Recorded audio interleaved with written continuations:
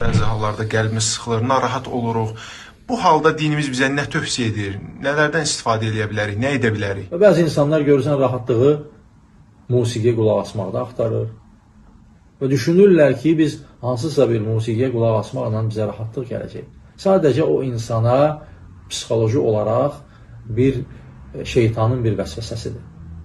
Və ola bilər ki, o məqamda ona sakitlik gəlsin. Vallahi sonra o daha böyük sıxıntılara düşür. Ona olan o hüzün, o kədər, o sıxıntı daha da artır. Çünki Allaha asiliyin artdıqca, günahlar artdıqca o sıxıntı daha da artır.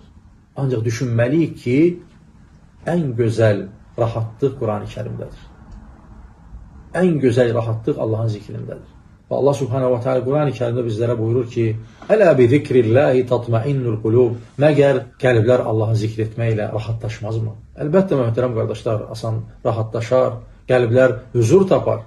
Ona görə bizlərin qəlbimiz sıxıldığı zaman ən çox yönələ biləcəyimiz, yönəlməyimiz lazım olan Allahın zikridir.